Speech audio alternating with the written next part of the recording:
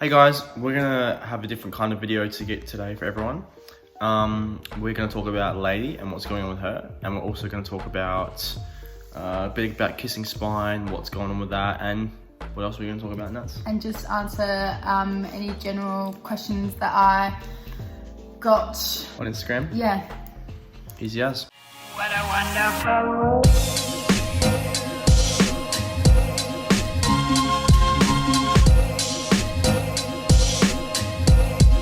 What a wonderful world. So as you guys know, Lady was recently diagnosed with kissing spine. She was diagnosed on the 24th of March, which was 3 days after the competition. That was one of the main questions, is why did we ride her at the competition? If we knew she had a bad back, or did we find out at the competition? No, we did not. We had no idea at the competition at all. She was actually really good at the competition and actually came fourth with Ashley riding her. Yeah, so we had no idea at the competition. She got X-rayed 2 days later, and that's when we found out she had kissing spine. So basically the story of Lady is that Lady is an off-the-track thoroughbred. She retired from racing in March last year, so only a year. She came to me, I was not told of any previous problems. I was told she retired racing because she was too slow. I basically was not told anything, and to my knowledge she was completely fine, had no injuries or anything like that that would be threatening to her career. So what is kissing spine? Kissing spine is, I'll read the definition, it is the narrowing of space between the top of the spine. And so basically the gaps between the spines close together, or they touch and they rub, which obviously can be quite painful. Some general signs of kissing spines is showing anxiety on the cross ties or just in general, resents grooming, especially over the back, so it doesn't like to be groomed or touched much, drops or dips back when the saddle is placed on it, acts irritable or bites the air when the girth is tightened and makes it difficult to mount. And those are just the most common symptoms. And Lady did not show any of those. She was really good to tuck up. She has in general not really liked being patted or touched. But again, like I was told, that was just a mare thing. She doesn't really like it. And over time, she did get better. When I first got her, she really hated being touched and everything like that. But over time, she has gotten better and is fine with us touching her. She used to not like us touching her face. Now she lets us pat her face and everything like that. So she really showed no obvious signs of kissing spine. Like none of the things listed here, she didn't do any of that. She's always just been like a normal everyday chill horse. She's so easy to do everything with. Yeah, lunging, she's great. Like she's great with everything. The only reason we thought of X-raying her for kissing spine is because I'll insert a clip.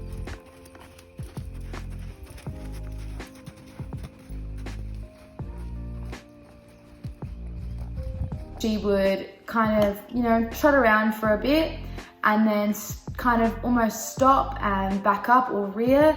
But again, nothing terrible. And then after she had that freak out for a couple of seconds, she would continue trotting on like it was nothing.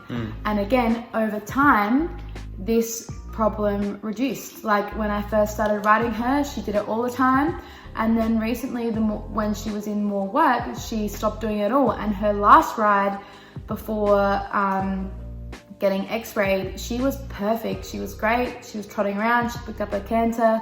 She did not show any signs of pain or any signs of anything. I just really want to make sure people know that, because obviously if I thought she was in pain, we would not have been riding her, which is why we've also stopped riding her now, knowing that she does have kissing spine. We had no idea that she was in pain, and everyone that I asked about this basically just wrote it off as behavioral, because she is a thoroughbred, so she can be a little bit hot sometimes, and that's what we all thought. She just gets a bit hot and a bit anxious. Yeah, so she showed no obvious signs of pain or anything like that. So you're probably thinking, well then why did you get her x-rayed if we didn't think she had anything wrong with her? Now the answer to that is because we were actually getting her x-rayed just to eliminate it. We weren't thinking she had it or anything like that. We thought like, you know, maybe she could have some back issues, so maybe we should just x-ray her just to see what's happening, and if she doesn't have it, we can eliminate it and we can say, yep, it's definitely behavioural, or maybe it's another problem that she has. That was the only reason we got her x-rayed, just to eliminate that kissing spine, that it wasn't kissing spine really. As at the moment it seems to be pretty popular, a lot of people are finding out that their horse has it, and it's also really progressed. The treatments have really progressed. So, you know, a couple of years ago, hearing that your horse had kissing spine was such a scary and daunting thing because it basically meant retirement. But these days, kissing spine is treatable. There is surgery, there's injections you can do, and everything like that. The next question is probably, why haven't we done the surgery and why are we retiring her? Well, while we got her x-rays for kissing spine, we also found out that she has pretty bad arthritis in her hock and also in her fetlocks.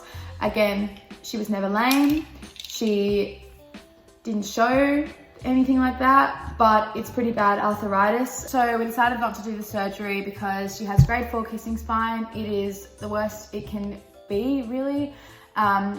She is probably not going to get any better even with the surgery, and also with her arthritis, she really doesn't have a career or a future as a ridden horse. So she is happy and completely fine and completely okay. I've talked to my vets, I've asked their opinion, and they have also all recommended and all said it is not worth getting the surgery. It'll actually be more strenuous for her to go through a whole surgery, the recovery process, than it would be just to retire her. And I'm okay with that. But a hard racing life, she's such a beautiful and sweet, kind-natured horse. So honestly, she deserves the retirement. She doesn't really care about being ridden at the end of the day. She's a horse. So I think she is very happy being out in the paddock. Of course, if she was going to be in pain out in the paddock, then we would consider the surgery.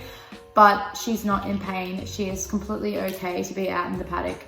So that's why I have made the decision to retire her. She is okay in the paddock. She can just love and live her life. And honestly, I think she deserves that after being raced for so long. And she was also not treated that great as a racehorse. So she definitely deserves the retirement life. Okay, so now we're going to be answering some questions that I have got. There's quite a few, so let's get into it. We'll start from the top. You're not very good at this. Where will Lady be retired? Lady will be retired on our property. Yeah, she's fine here. We've got 20 acres, so she can just love her life and chill. She's fine. She's a great companion for crews and also an awesome paddock horse. She literally causes no issues. She is the most sweetest horse ever. So yeah, I'm very happy and wanting to keep her here. Why was that girl, Ashley, riding Lady if she has a bad back? Well, as we said, we had no idea she had a bad back. And now that we know that she does have a bad back, she retired, nobody rides her. So yeah, we didn't know she had a bad back at the time that Ashley was riding her. Was Lady diagnosed at the event? How bad is her kissing spine? No, she was not diagnosed at the event. She was diagnosed 2 days after at the vet, and she has grade 4 kissing spine, which is the worst you can get. How long have you had Lady, and how long do you plan on keeping her for? Lady came straight to our property after she raced last year. She was originally not mine, she was my friend's, and then I was given her, so I've probably had her just over a year. I will be keeping her forever, and she can live the rest of her life happy out in the paddock here. So, what is Lady like as a horse? Do you enjoy having her? Yes, I do enjoy having her. She is the sweetest horse ever. She is so easy to lead. You can tie her up and leave her. She'll stand there. She's great. She's really easy and nice and kind horse to have around the place. She's so pretty. A lot of the questions that we got, I've actually already answered earlier on in the videos. Now we're moving on to the general questions, and there are quite a few interesting ones in here, so let's get into them. How was your day today? Good, great. What are you studying at uni? So at uni, I go to Flinders University. I am studying a combined degree, which is Bachelor of Psychological Science and Bachelor of Science. Yeah, at Flinders, I don't know. What's your highest jump? This question is really interesting because I just wanted to point out that it really doesn't matter what height you jump. The height of the jump is not important. It's the technique that's important. So yes, maybe I have not jumped as high as many other people have jumped, but that's because I'm trying to work on my technique and Cruz's technique as well. And plus Cruz is also young. Yeah, but I think it's really important to take your time and don't try and go up the grades really fast to catch up with everyone else. Jump the lower jumps well first before progressing up the heights. But my highest jump on Cruz would probably be around 105, which is actually not that big. A lot of people have jumped way higher than that, but I don't feel it's necessary for me or him to go any higher at the moment. And we don't jump that high all the time. That was only once or twice. And I really don't feel the need to go any higher until both him and I have Feel ready and have got better technique. And especially me, I need to sort out a few of technical things in my position. So I will not be going any higher until that is sorted out. Where do you do most of your shopping? Well, obviously Saddle Co, One Bit Equestrian, they are great clothing brands. I absolutely love them and all of their stuff. So I shop there a lot. You can use my code Natalie10 when you're shopping at Saddle Co to get 10% off. Here. And Just also here. for One Bit Equestrian, you can use my code Cruz10 for 10% Also here. off. Just here. Alright. Personal thoughts on LGBTQ? Go for it. Like, who cares? I don't have any right to say that someone can or can't date anyone, and I feel that no one has that right. If you date whoever you want. You go for it. Yeah, wouldn't matter if Lucas was a girl or a boy. Love is love. I've always said that. I've always supported that. Literally, my best friend is bisexual. And it really makes no difference. I don't really get the big deal on it. It's still a person. And at the end of the day, the only thing it comes down to is if they're a nice person and if they love you back, not their gender or anything like that. So, what height in eventing would you like to make it to with Cruz? Well, again, just whatever we are both capable of. But this might surprise some people, but honestly, my goal is to do 1 star. Anything else than that is a total plus and privilege. On our way. That would be amazing to go higher than that, but my goal is just to get to 1 star. And if that's all we get to, then I'm very, very happy. And if we go further, then I'm also very, very happy. What saddle do you use for dressage? I use the Jessica Trainer's mono flap saddle. It is a great saddle. I love it. Would you rather be taller or shorter than you are now? Probably only shorter, so I'm not taller than you when I wear high heels. What would you say is your greatest achievement? My greatest achievement is riding Cruz. Sometimes he can be so crazy and interesting to ride, and it has been such a long and hard process riding him and training him up to where he is, but I am so happy with the level that he is at now. He is going so well and everything. So honestly, I would say that's my greatest achievement. He came to me as a little scrawny 3-year-old, 2 weeks back from the breaker, and now he is a big, beautiful, bold horse and he's honestly my dream horse. So yeah, I would say that is probably my biggest achievement. One thing you cannot live without, we all know it's me. What are you thankful for today? Me. Is there any big... Serious? Done that. Sasha dreddle. Done that. Sasha dreddle. Sasha dreddle. Done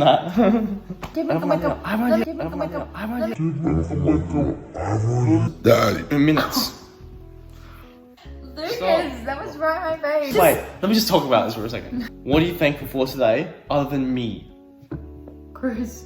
Is there one thing you cannot live without other than me? I could not live without my license. Your horse license or your driver's license? Yeah, you don't need a horse license. Last and final and least this is the final question, Natalie. Do you have a favourite piece of clothing? My favourite clothing is from Woman Equestrian and Saddleco. I love all of their clothes. I'm wearing the Saddleco riding pants and polo. So thank you guys for watching. I hope you learned a little bit more about kissing spine and also thanks for all the questions. Signs to watch out for kissing spine. And I really encourage that if you can't find an issue with your horse or you're not sure what's happening, I really encourage you to get the X-ray because it's good to know if they do or don't. I think it's really great. So yeah, and don't be worried or alarmed if your horse does end up having it, as there is so much you can do at the moment. There is surgery, injections, and lots of exercises and muscle building.